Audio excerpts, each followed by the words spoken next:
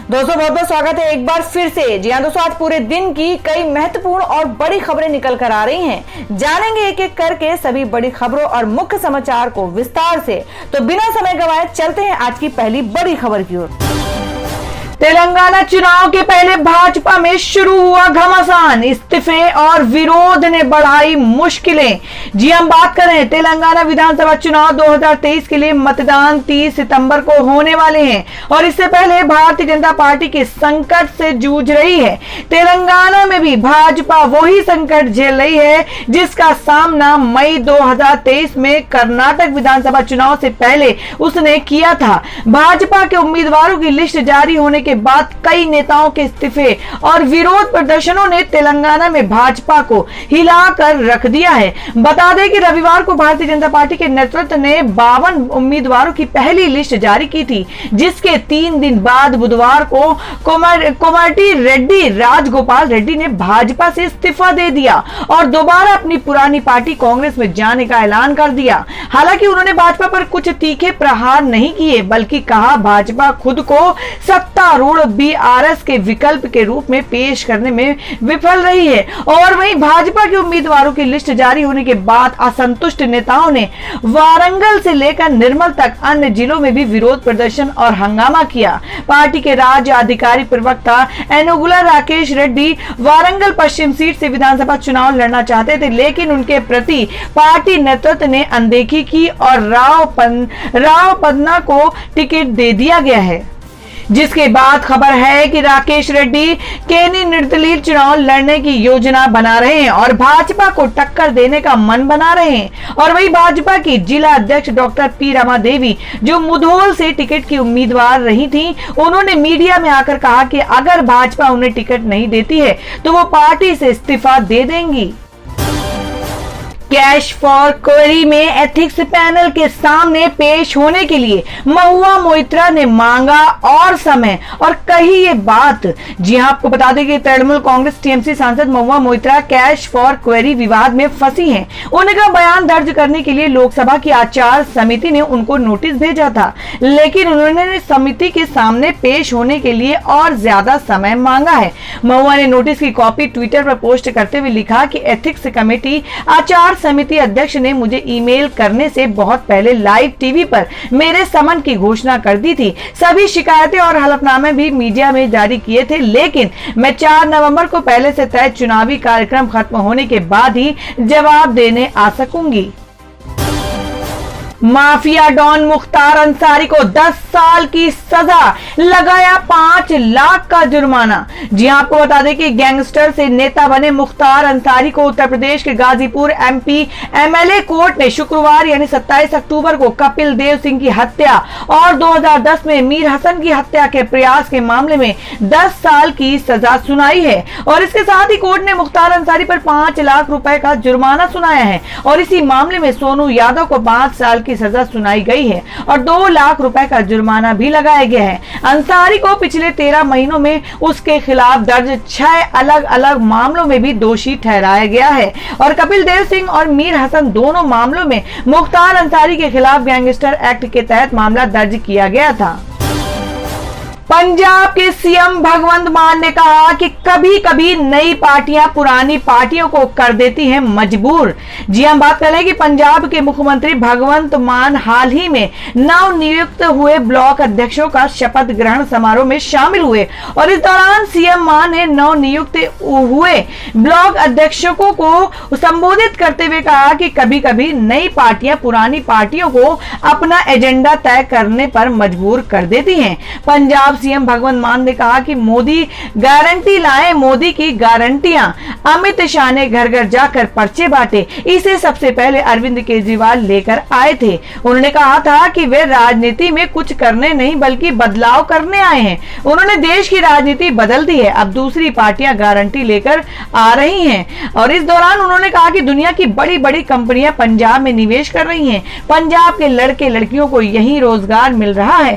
सरकार रोजगार को पूरी पूरी प्राथमिकता दे रही है और ऐसा पहली बार हुआ है कि सरकार विपक्षी दलों को बहस के लिए बुला रही है और वे इसमें गलतियां निकाल रहे हैं। और आपको बता दें कि उन्होंने कहा ये पंजाब और पंजाबियों को हिसाब दें, पंजाब जवाब मांगता है। सीएम मान ने बोलते हुए कहा कि आज हमारी पार्टी देश की सबसे अनुशासित पार्टी मानी जाती है। बाकी पार्टियों का लक्ष्य परिवार और पद है और हमारा लक्ष्य पंजाब है। पूरा पंजाब मेरा परिवार है और मैं हमेशा अपने परिवार में हूँ।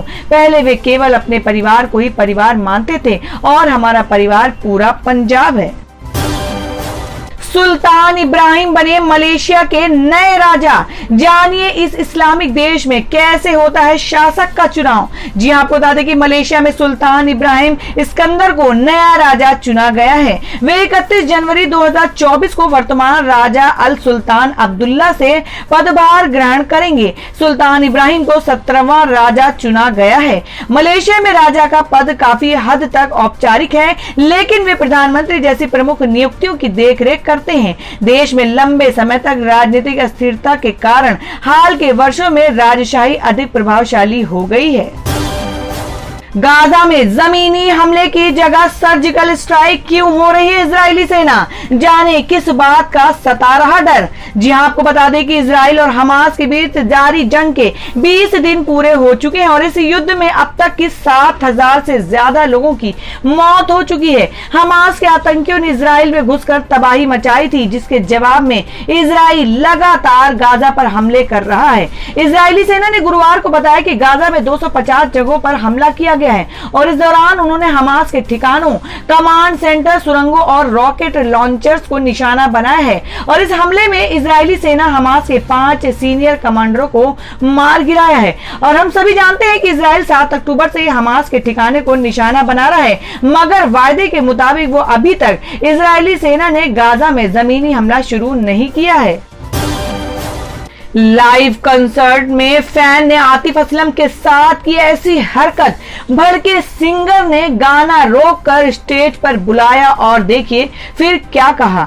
दोस्तों, पाकिस्तानी सिंगर आतिफ असलम इस समय सुर्खियों में छाए हुए हैं। आतिफ असलम अपनी आवाज से फैंस को दीवाना बना लेते हैं। उनके कंसर्ट में लाखों लोगों की भीड़ देखी जाती है। दुनिया भर में आयोजित इन लाइव कंसर्ट में जहां कुछ लोग एंजॉय करने के लिए जाते हैं, तो वहीं कुछ लोग आर्टिस्ट के साथ ही खराब बर्ताव करने लगते हैं। ऐसे में पूरी मेहनत कंसर्ट कर रहे उस आर्टिस्ट का मूड ही खराब हो जाता है। और ऐसा ही कुछ पाकिस्तानी सिंगर आतिफ असलम के साथ भी हुआ, जिसके बाद वह भड़क गए और उन्होंने फैंस को उसी समय सबक भी सिखा दिया। आपको बता दें कि कई जगह पर लोग लाइव कंसर्ट के सिंगर पर पानी की बोतल, टमाटर जैसी चीजें फेंकने लगते हैं, जिसकी वजह से कुछ कंट्रोवर्सी हो जाती है। और अब ऐसा ही कुछ पाकिस्तानी सिंगर आतिफ असलम के साथ हुआ है। खबर है कि लाइव कंसर्ट के दौरान आतिफ असलम पर एक फैन ने परफॉर्मेंस के दौरान पैसे फेंके थे, जिसके बाद सिंगर को गुस्सा आ गया, लेकिन उन्होंने अपना गुस्सा कंट्रोल करते हुए उसे अच्छे से सबक सिखा दिया। आतिफ असलम का ये वीडियो सोशल मीडिया पर तेजी से वायरल हो रहा है और इस वीडियो को देखने के बाद से फैंस उनकी जमकर तारीफ कर रहे हैं। मालदीव के राष्ट्रपति का बहुत बड़ा ऐलान, इंडियन आर्मी को हटाने के लिए भारत के साथ बातचीत शुरू। जी हां, बात कर रहे हैं कि ब्लूमबर्ग न्यूज को दिए गए एक इंटरव्यू में मालदीव के नवनिर्वाचित राष्ट्रपति मोहम्मद मुइज्जू ने कहा कि मालदीव ने अपनी सैन्य उपस्थिति हटाने के लिए भारत के साथ बातचीत शुरू कर दी है। मालदीव से भारतीय सैनिकों को हटाने का मुद्दा चुने गए राष्ट्रपति मुइज्जू के लिए प्रमुख चुनावी मुद्दा था, जिन्होंने हाल ही में हुए चुनावों में पूर्व राष्ट्रपति इब्राहिम सोलिह को हराया है। मालदीव में इस वक्त इंडियन आर्मी के करीब 70 जवान तैनात हैं, जो नई दिल्ली द्वारा प्रायोजित रडार स्टेशनों और सर्विलांस विमानों की देखरेख कर रहे हैं। इसके अलावा भारतीय युद्धपोत मालदीव के विशेष आर्थिक क्षेत्र में गश्त करने में भूमिका निभाते हैं।